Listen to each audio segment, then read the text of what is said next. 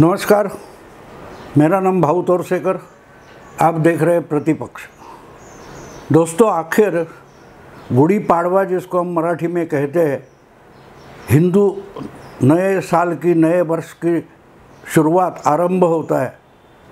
उस मुहूर्त पर, यानी बड़ा शुभ मुहूर्त माना जाता है, उस मुहूर्त पर मोदी विरोधी जो इंडी अलायंस बनी थी, पहले से ही महाराष्ट्र में बीजेपी के खिलाफ जो महाविकास आघाड़ी बनी थी, उसके महाराष्ट्र में मर्यादित 48 जो लोकसभा की सीटें हैं, उसका बंटवारा हो गया। और उस बंटवारे में सबसे बड़ी पार्टी उद्धव ठाकरे की उबाटा शिवसेना तय हो गई। 2 नंबर पे कांग्रेस है और तीसरे नंबर पर सबसे बड़े महाराष्ट्र के नेता शरद पवार है। शिवसेना उबाठा को 21 सीटें मिल गई है, कांग्रेस को 17 सीटें मिली है और शरद पवार की पार्टी को 10 सीटें मिली है। तो मामला तय हो गया। अब ये कितना सक्सेसफुल होता है, नहीं होता है, ये तो हमें 4 जून को पता चलेगा जब मतगणना होगी। लेकिन ये बंटवारा होकर झगड़ा खत्म हो गया। इंडी अलायंस के महाराष्ट्र की महाविकास आघाड़ी में अंदरूनी झगड़ा खत्म हो गया, ऐसा मानना गलत है। इसका कारण ये डिक्लेरेशन होने के बाद ताबड़तोड़ कांग्रेस पार्टी में भगदड़ मची है। पहली तो बात यह है कि पिछले 10 साल से 12 साल से मुंबई कांग्रेस का प्रवक्ता बनकर काम कर रहे थे डॉक्टर राजू वाघमारे, इन्होंने पार्टी छोड़ दी। यानी कि अच्छा मुहूर्त निकाला और वो एकनाथ शिंदे की शिवसेना में चले गए और उन्होंने बहुत सारी गालियाँ पार्टी को दी है, वो तो होता है। मुझे अजीब ये लगता है कि एक एक करके कांग्रेस के प्रवक्ता पार्टी क्यों छोड़ रहे, जिन्होंने पिछले 8-10 साल से लगातार डूबती हुई कांग्रेस की नैया मीडिया में बचाने की कोशिश लगातार की है। अपनी तरीके से राहुल गांधी, सोनिया गांधी, प्रियंका गांधी या कांग्रेस पार्टी उनकी गलतियों का वकीली तरीके से समर्थन किया है। ऐसे लोग कांग्रेस छोड़कर भाग रहे। तो ये सोचना, नेता तो पहले भागते थे, लेकिन अब प्रवक्ता भी भागने लगे। गौरव वल्लभ, रोहन गुप्ता और महाराष्ट्र मुंबई के राजू वाघमारे ये पार्टी छोड़कर भाग गए। और इसका कारण मुंबई कांग्रेस की अध्यक्षा वर्षा गायकवाड़, उन्होंने भी दिया है कि मुंबई इतना बड़ा शहर है जहां लोकसभा की 6 सीटें हैं, वो 6 सीटों में जो अच्छी कांग्रेस के लिए 2 सीटें जीत पाते थे, वही सीटें कांग्रेस को नकारी गई। एक तो उत्तर मुंबई, जहां से लगातार 2009 में गोविंदा चुनकर आए थे, अभिनेता गोविंदा, लेकिन उस वक्त की उत्तर मुंबई अलग थी, जिसमें विरार तक का एरिया आता था। अब की उत्तर मुंबई जो है वो कांदिवली और बोरिवली दहिसर के बीच सिमट गई है। और वहाँ से लगातार बीजेपी का कोई भी कैंडिडेट खड़ा करो, वो आराम से चुनकर आता था। 2014 और 2019 लगातार 2 बार वहाँ से बड़ी लाखों की संख्या में मताधिक्य लेकर बीजेपी का कैंडिडेट जीत कर आता था। आपको याद होगा तो पिछले चुनाव में कांग्रेस ने वहाँ से उर्मिला मातोंडकर, इस अभिनेत्री को चुनाव में उतारा था।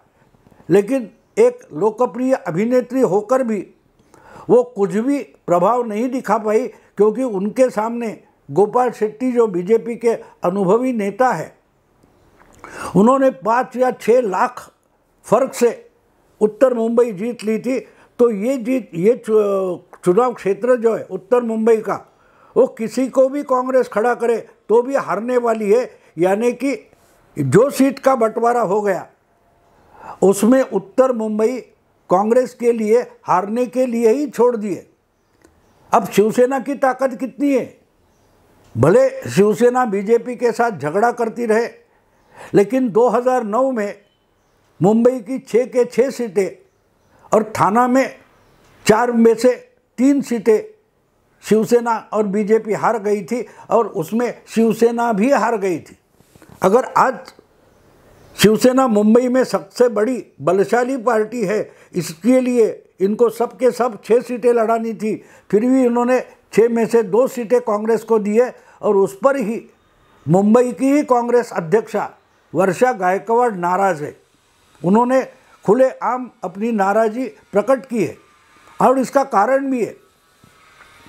इसी मध्य मुंबई से 2 बार वर्षा गायकवाड़ के पिताजी विष्णु गायकवाड़ लोकसभा पर चुनकर आए थे।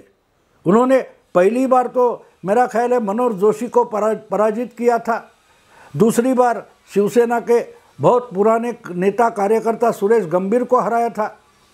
तो कहने का मतलब ये है कि महाविकास आघाड़ी या महाराष्ट्र की इंडिया अलायंस में शिवसेना सबसे बड़ी पार्टी बन गई है और वो डिक्टेट कर रही है कि कांग्रेस को कितनी सीटें मिलेगी, कौन सी सीटें मिलेगी। शरद पवार की पार्टी को 10 सीटें मिली है, लेकिन वो भी डिक्टेट कर रहे, यानी जिनके पास 40 से ज़्यादा एमएलए आज भी महाराष्ट्र में है, ऐसी कांग्रेस को 2 छोटी पार्टियां डिक्टेट कर रही है, दादागिरी कर रही है। चाहिए तो ले लो, नहीं तो छोड़ दो। अब देखिए कोल्हापुर की सीट शिवसेना ने पिछली बार जीत ली थी, इसलिए शिवसेना चाहती है कि कोल्हापुर हमें ही मिलना चाहिए। लेकिन जब ये बातें चल रही थी तो कोल्हापुर में शिवाजी महाराज के जो वंशज माने जाते शाहू महाराज, उनके पास उनको मिलने शरद पवार गए थे। उन्होंने उनको आह्वान किया था। शाहू महाराज महाविकास आघाड़ी की तरफ से चुनाव लड़ने के लिए तैयार हो गए।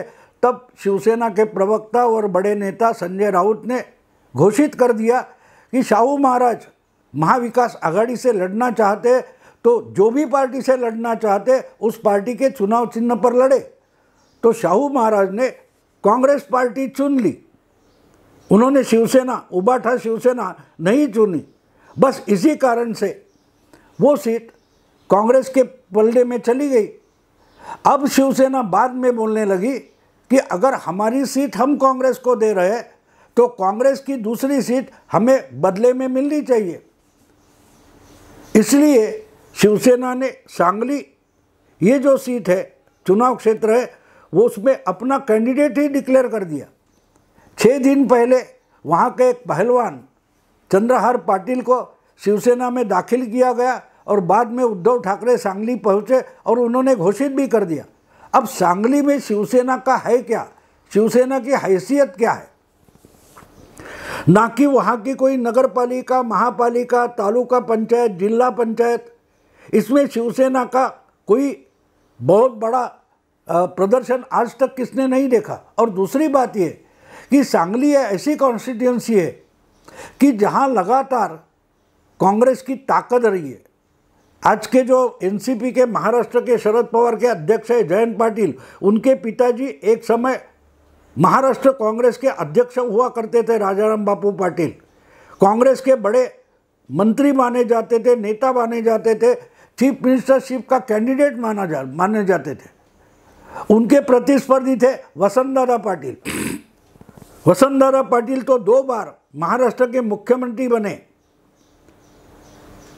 तो उनका ये गढ़ माना जाता है। वसंतदादा पाटिल की परिवार का सांगली ये गढ़ माना जाता है। पिछले चुनाव में जब वहाँ वो सीट महाविकास आघाड़ी ने या कांग्रेस इसके आघाड़ी ने किसान नेता राजू शेट्टी की पार्टी के लिए छोड़ दी थी, तो वसंतदादा पाटिल के पोते विशाल पाटिल वहाँ से शेतकरी संगठना का उम्मीदवार बनकर लड़े और हार गए।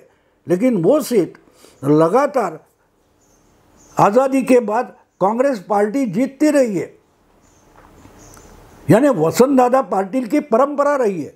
अगर वो सीट भी आप शिवसेना को छोड़ देंगे, जिसका कोई नामो निशान तक सांगली डिस्ट्रिक्ट में नहीं है, कभी एकाध एमएलए भी चुनकर आया है कि नहीं मुझे आशंका है।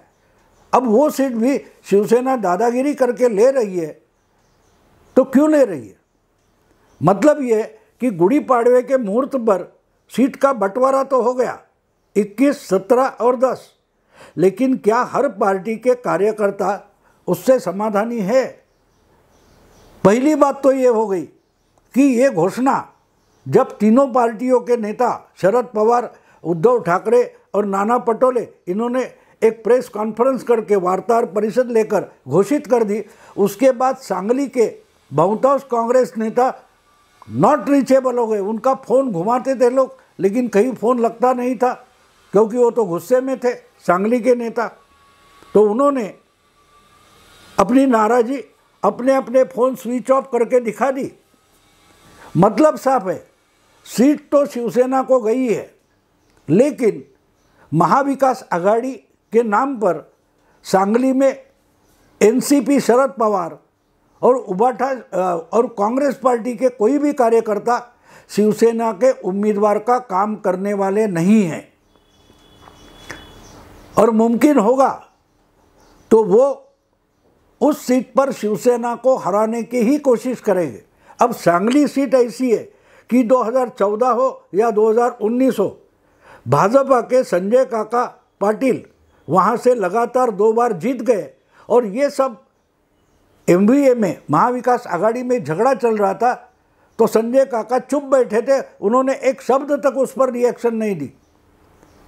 अब देखिए, संजय काका पाटिल को आसानी से जीतने का रास्ता महाविकास आघाड़ी ने खोल दिया है, क्योंकि जो कैंडिडेट महाविकास आघाड़ी के नाम पर किया है, खड़ा किया है, उसका काम अगर एनसीपी शरद पवार और नाना पटोले की कांग्रेस करने वाली ही नहीं है तो उबाठा शिवसेना के चंद्रहार पाटिल कहाँ से वोट लाएंगे? क्योंकि शिवसेना की ओरिजिनल वोटिंग वहाँ है ही नहीं। हिस्ट्री में शिवसेना शायद ही वहाँ उम्मीदवार खड़ा कर लड़ी थी, लेकिन कोल्हापुर के बदले हमें सांगली चाहिए, ये आग्रह पकड़ रखा और हो गया क्या, कांग्रेस पीछे हट गई। लेकिन वो सीट शिवसेना जीत नहीं पाएगी। यानी जिस दिन गुड़ी पाड़वे के मुहूर्त पर ये सीट का बंटवारा हुआ, उसी दिन सांगली सीट महाविकास आघाड़ी हार चुकी है, क्योंकि लड़ने वाला उनके पास कोई कैंडिडेट है ही नहीं।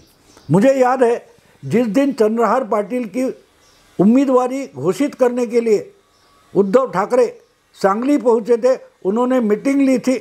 उस मीटिंग में या पब्लिक मीटिंग में, जाहिर सभा में, कांग्रेस के कार्यकर्ता गैर हाजिर थे, वो आए ही नहीं और उन्होंने खुले तौर पर बता दिया कि ये परंपरा से हमारी सीट है, अगर यहाँ शिवसेना घुसखोरी करती है तो कांग्रेस का नामो निशान मिट जाएगा।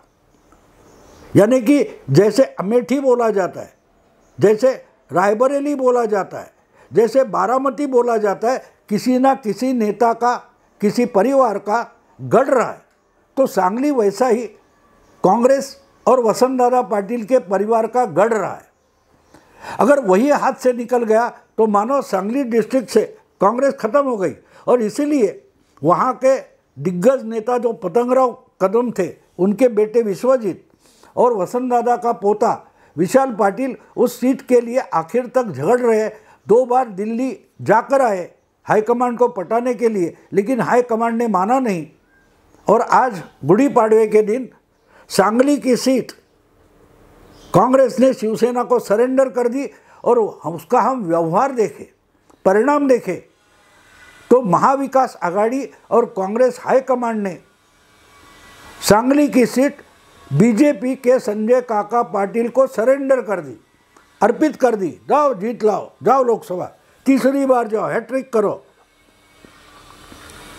दोस्तों, इस ढंग का कभी सीट का बंटवारा होता है जिस बंटवारे से तीनों पार्टी में कोई खुश नहीं है और हर पार्टी में दूसरे को सीट मिली इसलिए नाराजी है। तो चुनाव लड़ेगा कौन? चुनाव कार्यकर्ता लड़ते और कार्यकर्ता ही घर घर जाकर अपने वोटर बाहर निकालते। अगर वही कार्यकर्ता, अगर शिवसेना के कार्यकर्ता ही सांगली में नहीं है, सिर्फ उम्मीदवार आप खड़ा करोगे, तो घर घर जाएगा कौन? अभी पिछले 1-2 हफ्ते से 10 दिन से चंद्रहार पाटिल जो उबाठा शिवसेना के कैंडिडेट है, वो पूरी चुनाव क्षेत्र में घूम रहे, लेकिन उनके साथ ना शरद पवार की एनसीपी, ना कांग्रेस का कोई कार्यकर्ता दिखाई दे रहा है। ये हालत है। तो हुआ है कि गुड़ी पाड़वे के मुहूर्त पर महाविकास आघाड़ी के तीनों नेता उद्धव ठाकरे, शरद पवार और नाना पटोले वगैरह इकट्ठा हो गए। उन्होंने वार्ताहर परिषद की, प्रेस कॉन्फ्रेंस की और टांगा पलटी, घोड़े फरार। महाविकास आघाड़ी का घोड़ा और टांगा इस सीट बंटवारे से पलटी हो गया है और घोड़े फरार हो गए, नॉट रीचेबल हो गए। मुंबई से लेकर सांगली तक और भिवंडी से लेकर विदर्भ तक पूरी महाविकास आघाड़ी इस वार्ताहर परिषद के बाद बिखर गई है। बिखरने का मतलब नेता इकट्ठा है, लेकिन उनके कार्यकर्ता एक साथ काम करने के लिए राजी नहीं है। और जब ऐसी परिस्थिति हो जाती है, टांगा पलटी होता है और घोड़े कहीं से भी फरार हो जाते हैं, तो वो टांगा टांगा नहीं रहता, ना उससे कोई आप सफ़र कर सकते हो। तो बिल्कुल वही हालत महाराष्ट्र में महाविकास आघाड़ी की हो गई है। हर घोड़ा नॉट रीचेबल हो गया।